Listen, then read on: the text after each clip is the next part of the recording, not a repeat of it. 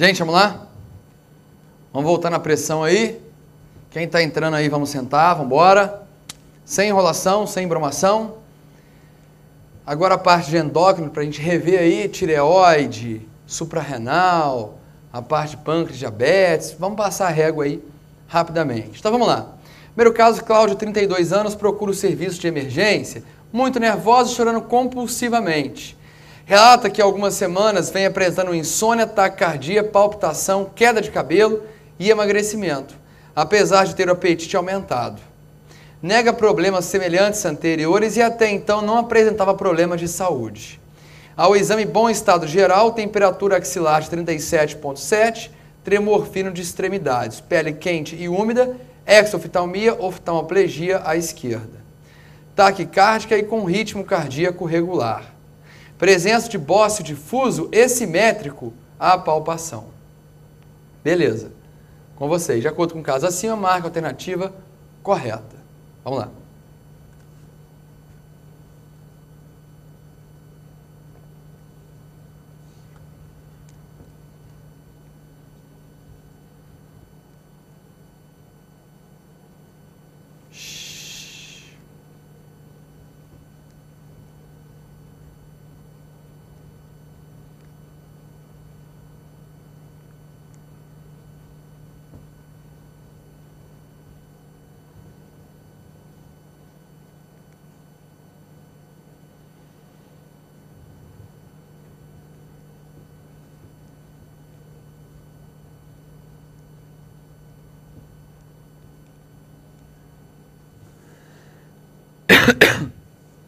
Desculpa.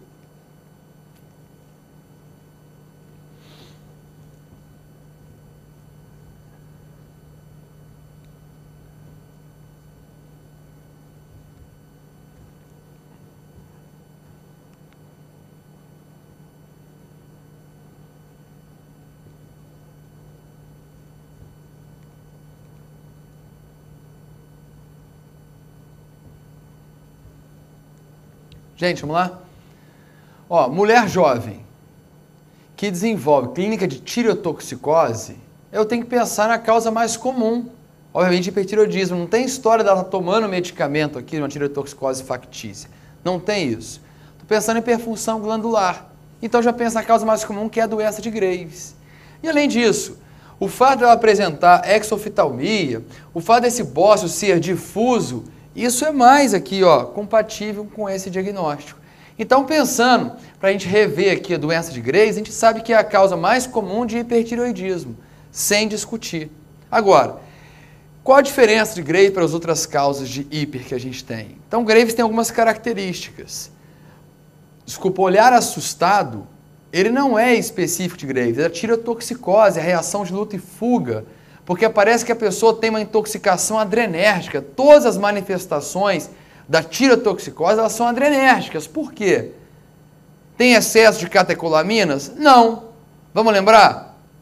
O que existe aqui é uma indução de receptores beta-adrenérgicos. Se aumenta a produção de receptores beta-adrenérgicos. Então o coração está mais sensível, então tem taquicardia, faz fibrilação atrial. Seja aqui, ó, no próprio musculatura, aumentando a pressão sistólica, beta nos vasos, diminui a diastólica, então tem hipertensão, que a gente percebe divergente. Então, a gente consegue compor isso aqui. A pele está quente, está vasodilatado. A pele está quente, está úmida. Luta e fuga, gente. A pessoa precisa preservar as fezes? Não, então tem hiperdefecação. Precisa preservar sangue? Claro que precisa. Então, a pessoa desenvolve, por exemplo, a amenorreia. Então, a gente consegue entender sem decorar a clínica de uma tireotoxicose. Agora, em Graves, a gente sabe que olhar é assustado como qualquer causa de tireotoxicose. Só que em Graves existe aqui acúmulo de material proteoglicano atrás do olho, levando a proptose, levando a exoftalmia. O bócio, como a gente já viu na questão, é difuso.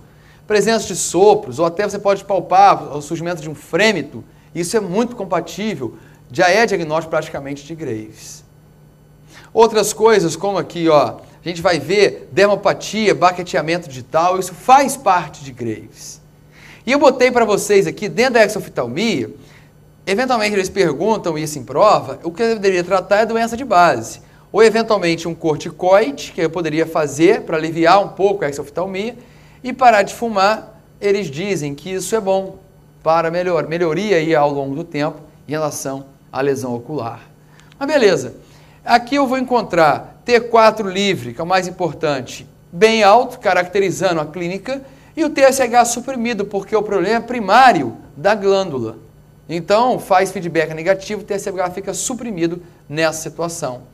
A capacidade aqui de captar o iodo é alta, porque a glândula tem uma hiperfunção, é hipertiroidismo. Então, a gente vai ver que o RAIL é bastante elevado em quem tem a doença de Graves. Então, é o que a gente conhece, está aí bem direto, não tem muito o que enrolar. Na hora de tratar Graves, como é que a gente trata? Geralmente com drogas, propil, tilracil, metimazol. Só que essas drogas têm um grande risco de efeito colateral. Qual é o principal efeito colateral dessas drogas? Quem lembra? A granulocitose. Pode ter até lesão hepática, mas o principal é a indução de granulocitose. Beleza, tanto que nos Estados Unidos eles não usam em função desse risco. Porque a pessoa desenvolve aqui, e fica predisposta a ter eventos aqui, infecciosos, em função da granulocitose. Então, eles evitam usar nos Estados Unidos esse medicamento. Uma vez que desenvolveu isso aí, você está proibido por resto da vida de usar essas drogas antitireoidianas. Nos Estados Unidos, eles preferem usar de cara iodo radioativo. Então, lá eles começam com iodo. Aqui a gente usa o iodo. Se eu tentei fazer um ciclo de 1 ano e pouco de droga e o paciente recidivou. Então, nessa situação, aí eu iria para o iodo. Então, é recidiva ou quando a pessoa desenvolveu toxicidade às drogas. Eventualmente, os idosos, eles gostam muito de utilizar o iodo radioativo. Isso ficou muito caracterizado porque, na verdade, antigamente existia um medo de a pessoa usar iodo radioativo e no futuro ter maior risco de câncer. Então deixava para usar mais os idosos e ficou bem caracterizado, bem conceituado o fato de você usar iodo radioativo nas pessoas idosas. Seria uma boa opção. E eventualmente tem a cirurgia. Agora, quando que eu faço a cirurgia? Não decora a gente indicação de cirurgia. O que a gente guarda na cirurgia é quando há contraindicação ao iodo radioativo. Por exemplo, o bócio é muito grande. Se eu usar iodo radioativo, a fase inicial existe uma inflamação, existe um edema pela destruição glandular. O bócio é grande, se surgir edema agora, comprime a traqueia atrás e a pessoa desenvolve insuficiência respiratória. Então eu não posso usar. Grávidas, eu não posso usar iodo radioativo de jeito nenhum. Então aí nessa situação a opção seria a cirurgia. Então a gente pode usar isso aqui para poder entender com mais tranquilidade. É só você pensar as contraindicações. A pessoa tem risco de neoplasia. Eu não posso usar iodo radioativo, porque ele vai matar a glândula, aí eu relaxo, mas a neoplasia não morre. Porque a neoplasia geralmente não capta o iodo, então não vai ser destruída aquela célula neoplásica. Então, aqui, a gente vai usar a cirurgia, uma tireoidectomia subtotal, geralmente quem tem contraindicação à terapia com iodo radioativo. Grávidas, neoplasias ou quem tem bócio grande. Só para lembrar em relação ao tratamento. Beleza. Agora, para você preparar a pessoa para a cirurgia, a gente inicialmente vai dar drogas para controlar e diminuir a função glandular. E além disso, a gente dá também o iodo.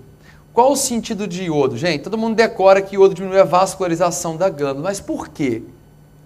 O interessante aqui é a gente lembrar que o iodo, e ninguém sabe isso, é impressionante, a gente acaba decorando, iodo tem um feedback negativo com receptor de TSH. Como assim? O que acontece é que quando existe uma captação, entra iodo na glândula, o iodo faz um feedback negativo para o receptor de TSH da própria glândula, dizendo o seguinte, olha, já entrei, estou tranquilo, não precisa mais aqui estimular essa glândula. Então a glândula fica hipossensível ao TSH.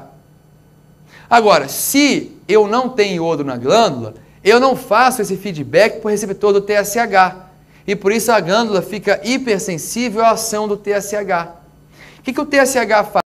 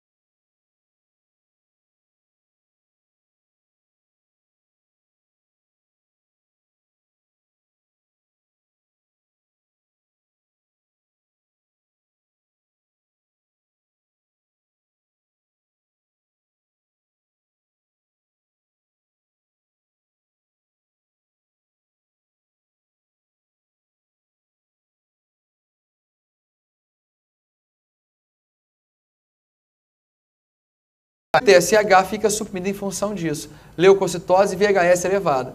O tratamento deveria ser realizado com anti-inflamatórios, não hormonais ou corticoide, e um beta-bloqueador para aliviar, obviamente, aqui nessa situação, os hormônios aqui, ó, que foram liberados na circulação, bloquear a ação deles.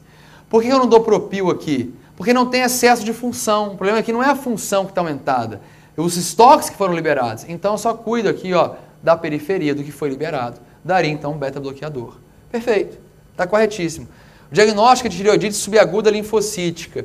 Não é. Por que não é? Porque aqui dolorosa. A dolorosa já posso excluir esse diagnóstico. Então, a letra A, ela já combina aí muito bem. O resto estaria até certo na letra B aqui. Só que ela não é subaguda linfocítica. Beleza. Então, tranquilo. A letra C, Riedel, que é extremamente dolorosa. Não, Riedel é a fibrosante, quadro crônico. Nada doloroso, assim, agudo. Traços de uma tireoidite pós-parto. Muita gente marcou isso aqui. Ou subaguda autoimune, cuja incidência máxima ocorre dentro de 2 a 4 meses após o parto. Na fase de tireotoxicose, trataria com beta-bloqueador e na fase de hipotireoidismo, levotiroxina. Correto. Isso estaria certo, só que neste caso da questão, não foi após parto. Por isso que a gente não vai marcar a letra D. E a letra E, doença de Graves, menos ainda, porque aqui, que a gente está percebendo aqui, ó, fazer que é a causa mais comum de hipertireoidismo. Não, gente. Aqui, dolorosa, quadro doloroso, você pensa em Dequervain. Já não tem mais o que discutir. Agora, toda tireoidite com uma fase inicial de tireotoxicose, como o caso da questão, se eu quero diferenciar de Graves, sempre RAIL. Alta em Graves e suprimida baixa, que menos 5% de captação quando eu tenho uma tireoidite. Tranquilo? Agora, já que eu coloquei a Débora Seco, então posso colocar também um galã aqui para dar uma alegrada no dia de vocês. Beleza? Olha que beleza. Vamos lá. Vamos embora. Patrícia, 55 anos, médica, percebeu a presença de nódulo solitário em lobo direito da tireoide após o banho. Procurou endocrinologista de confiança para avaliação, pois há 3 meses, quando realizou o check-up completo, inclusive com ultrassom de tireoide, não havia normalidades. Durante a consulta médica, relatou também a presença de dor em ombro direito, iniciada na última semana, sem outras queixas. Exame físico sem anormalidade, exceto pela presença de nódulo tireoidiano. Solicitados testes de função tireoidiana foram normais, ultrassom na tireoide com imagem de 3 centímetros em lobo direito e cintigrafia óssea com iodo e captação em ombro direito. Vamos embora. Qual que é a correta? Com vocês.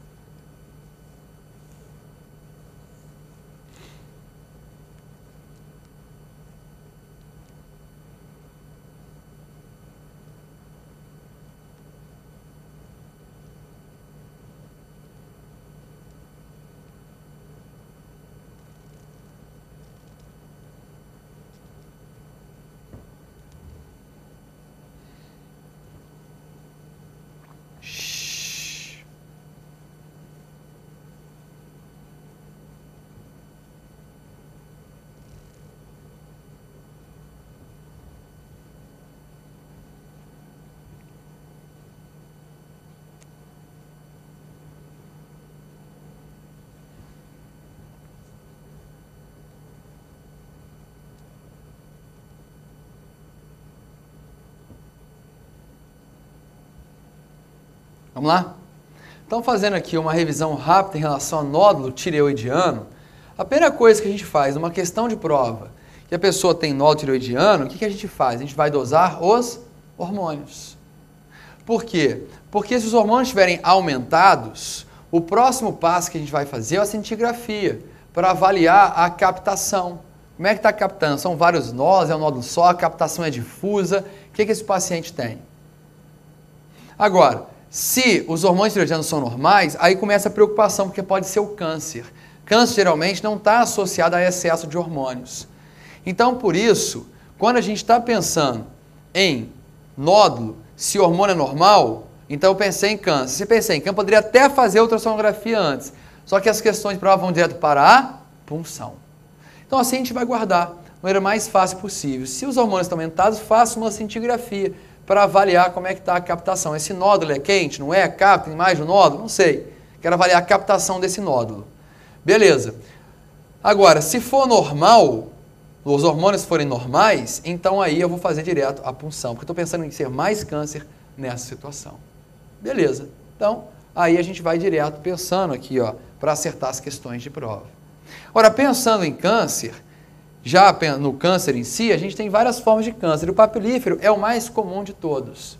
E a gente sempre pensa em papilífero nas mulheres mais jovens, com menos de 40 anos, com história de irradiação prévia, é aquele que tem a disseminação caracteristicamente linfática. Então esse aqui é o que a gente conhece aqui, ó, do dia a dia, e com alta chance de cura também o papilífero. Aqui, se for menos de 1 centímetro, independente daquela estratificação de alto ou de baixo risco, vocês têm até isso na apostila, se tem menos de 40 anos ou mais de 55 anos, se tem aqui ó, menos de 2 centímetros, mais de 4 centímetros, se é sexo feminino ou sexo masculino, então existem algumas características que poderia considerar aqui. Agora, isso pouco importa na hora da conduta em si, porque repara o seguinte, se for menos de 1 centímetro papilífero, poderia fazer uma tireoidectomia parcial. Agora, se for mais de 2 centímetros, aí a tendência é a gente fazer a tireoidectomia total. Agora, além de você arrancar a tireoide, se a pessoa tem linfonodos palpáveis, porque aqui a disseminação é linfática e é muito frequente, então eu poderia pensar em fazer uma linfadenectomia. Então isso é o que importa em relação ao papilífero. É o resumão dele, para a prova. Agora, já o folicular, geralmente são pessoas mais velhas, que desenvolvem o folicular. Também mulheres, mas um pouquinho mais velhas, mais de 50 anos. E a disseminação clássica do folicular, ela é hematogênica e não linfática. Então você começa a diferenciar. Até na própria questão, no enunciado, eles colocam isso para a gente. O folicular não tem discussão. Aqui o prognóstico não é tão bom igual do papilífero. Então, se for folicular, a tendência, sendo câncer folicular, é sempre a gente realizar a tireoidectomia total. Se é folicular, não tem discussão, aí seria total. Beleza.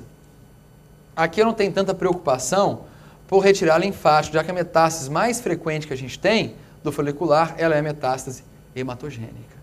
Beleza. E além disso, aqui existe uma variante do folicular, alguém lembra? Variante das células de Hürtel, que tem um prognóstico pior, ele é mais agressivo, e de forma diferente, apesar de ser uma variante do folicular, tem grande chance de ter disseminação linfática. Então, só para lembrar. Então, células de Hürtel seria aqui ó, um folicular mais agressivo, só que com disseminação linfática, um pouco diferente. E tanto faz papilífero ou folicular, que como são células que a gente tem lá, que trabalham, que têm relação com iodo, então aqui o que a gente poderia fazer, eventualmente num acompanhamento, é dosar a tireoglobulina. Para você acompanhar. Os valores de tireoglobulina têm relação com a sobrevida, tem relação com recidiva ou não de doença. Então a gente pode dosar a tireoglobulina, fazer cintigrafia do radioativo para ver se sobrou alguma parte glandular, como é que está, ou fora da glândula, se tem captação, teve uma metástase, cadeia linfática ou hematogênica, onde quer que algum órgão que for. Então é sempre bom lembrar disso. Segmento, às vezes numa fase inicial, usa só um T3, rapidinho para você não suprimir a ação do TSH, que você usa só uma dose mais baixinha, mas o mais importante aqui ó, é você usar a cintigrafia e a tireoglobulina como método de acompanhamento nesses pacientes. Então não tem que saber valor, o mais importante para a gente é guardar cintigrafia e tireoglobulina como maneira de você acompanhar. Diferente, por exemplo, do câncer medular de tireoide. Com o medular do tireoide, ele pode ser esporádico, está solto sozinho, ou ele pode ser e está fazendo parte das neoplasias endócrinas múltiplas. Então é isso que a gente vai guardar, pode ser esporádico ou associado 20 a 30% dos casos no NEM 2A ou NEM 2B. Lembra deles? NEM 2A e NEM 2B? Fala assim, mas eu não lembro nem de um nem do outro. Não é isso? NEM 2A é o medular de tireoide, o feocromocitoma e hiperparatireoidismo. Só para lembrar. O que seria o NEM 2B? Medular de tireoide, feocromocitoma, neuromas de mucosa e hábito marfanoide. Então, só para lembrar desses aí.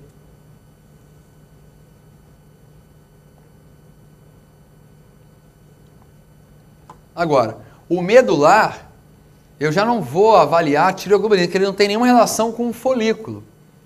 O medular de tireoide, maneira de acompanhar é você dosar a calcitonina, que ele deriva das células C. Beleza, parafoliculares.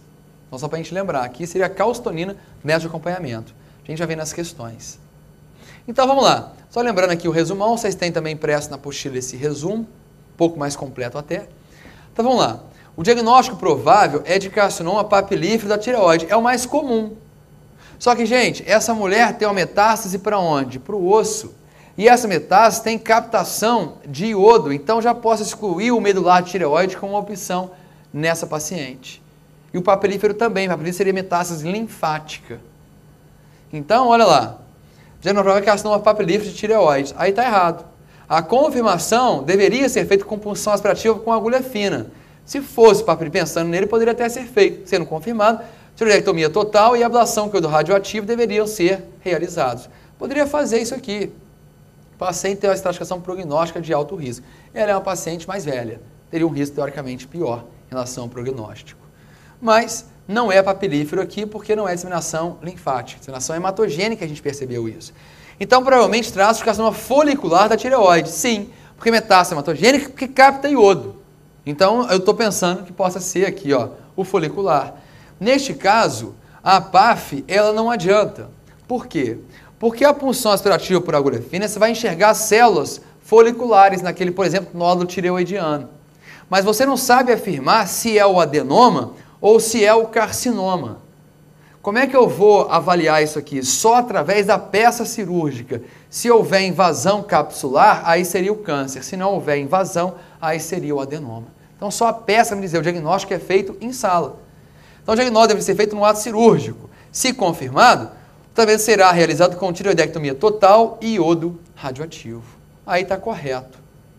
Então, repara o seguinte, eventualmente o que eles fazem no nódulo é uma tireoidectomia parcial. Aí se confirmou que realmente é o câncer, então tem que ir lá arrancar o resto da glândula. Aí não tem que discutir. Então, sempre, câncer folicular é tireoidectomia total. O que acontece que a gente confunde é que no início eles fazem a parcial para avaliar se é adenoma ou se é câncer. Aí avaliei, é câncer, então arranca o resto. Se for adenoma, beleza, ficou com a parcial. Mas o câncer sempre seria a tireoidectomia total. Maravilha. Então, tá bonita aí a letra B. Agora, o diagnóstico provável é carcinoma medular de tireoide. Não, tem uma metástase que capta iodo. Não teria relação com o medular de tireoide. O medular de tireoide seria um tumor proveniente de célula C da tireoide, não afetando a sua função, correto. O diagnóstico poderia ser realizado com PAF e o tratamento com tireoidectomia total e acompanhado com dosagem de calcitonina. Isso estaria correto. Além disso, deveríamos pesquisar a presença nem 2A e nem 2B. Tudo estaria correto, só que não é provável que seja medular. Por quê? Porque nessa situação tem captação de iodo nessa metástase, o que não teria relação nenhuma com o medular. Pelo crescimento muito rápido, a gente pensa no anaplásico aqui, ó, como principal opção. Não tem uma maçaroca violenta aqui que a gente pensa e cai muito pouco nas questões de prova. Não estou muito preocupado com ele. Independente do tumor que pode ser presente, o diagnóstico deve ser feito com PAF. Não, gente, o PAF não vai dar diagnóstico se for folicular. O tratamento com tireoidectomia, mesmo que paliativa, radioablação com iodo e dose supressiva com levotiroxina e acompanhamento com dosagem de tireoglobulina. Errado também. Por que errado? Porque se fosse medular, eu não iria acompanhar com tireoglobulina, nem fazer radioablação com iodo, porque essa célula não tem captação de iodo. Por isso está errado também a letra E. Beleza? Então, 1 hora para eles, 1 hora para elas. Então, agora para os homens. Aquele abraço para dar uma relaxada. Vamos embora. Ana Lúcia, 50 anos, chega ao ambulatório médico com queixas de ganho de peso, escurecimento da pele, diminuição da libido e amenorreia. Nega patologias prévias e uso de medicamento. Ao exame, corada, obesidade centrípeta, fraqueza muscular proximal e pressão arterial de 170 por 110. Exames complementares com radiografia da coluna vertebral mostrando osteopenia. Glicemia de jejum de 210, sódio de 145 e potássio de 3,5. Vamos embora, direto vocês.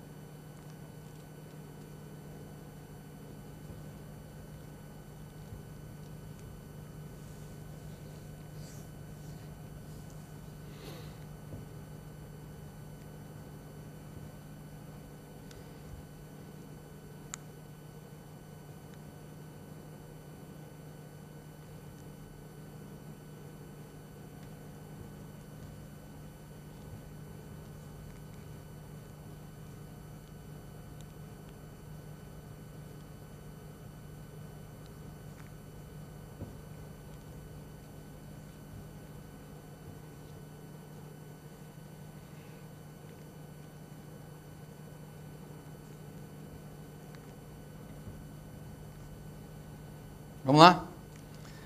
Chama atenção para a gente aqui, primeira coisa que a gente está pensando, já que eu estou olhando um pouco mais, até pela clínica aqui, em suprarrenal, gente, se eu estou olhando aqui, está parecendo que tem uma hiperfunção ou uma hipofunção suprarrenal. Uma hiperfunção, pressão arterial elevada, o potássio um pouco mais baixo, porque tudo pode funcionar em excesso. Até os mineralocorticoides reabsorvendo só de água, levando a hipertensão arterial, jogando fora hidrogênio, jogando fora potássio, e se jogar fora potássio, desenvolve uma hipocalemia.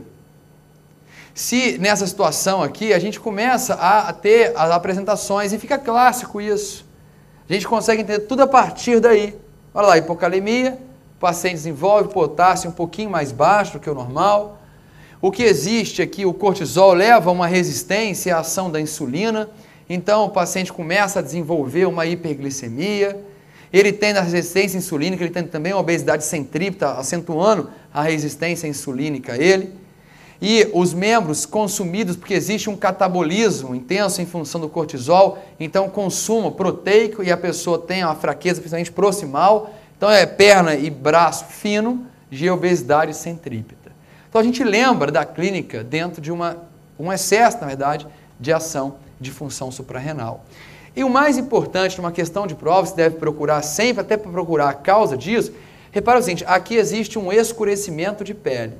Se a pele está escurecida, então eu tenho que pensar que está existindo uma liberação aumentada de ACTH. Independente se é hipo ou hiperfunção suprarrenal, o que a gente percebe é que se tem a pele escurecida é porque tem ACTH elevado. Por quê? Porque o ACTH ele é liberado dentro daquela molécula grande, que é o PONC, pró-ópio melanocortina. O ACTH liberando junto com o melanotrófico, substâncias aqui ó, que estimulam a produção de melanina. Então, se tem escurecimento de pele é porque o ACTH ele deve estar elevado. A gente sempre pensa nessa situação. Beleza, então vamos lá. Aqui, vamos pensar aqui, ó, dentro, por exemplo, de uma síndrome de Cushing, que é a clínica de excesso de hormônios aqui de suprarrenal que a gente tem. Então, a gente pode pensar, dentro da síndrome de Cushing, isso aqui pode ser endógeno ou pode ser exógeno. Exógeno, gente, é a causa mais comum de síndrome de Cushing que tem. Não tem que discutir hormônios externos. Agora, dentro das causas endógenas, a gente pode dizer assim, aquelas que tem aqui, ó, O ACTH elevado dependente de ACTH e aquelas que não têm, ou seja, ACTH independente. ACTH dependente, se for por produção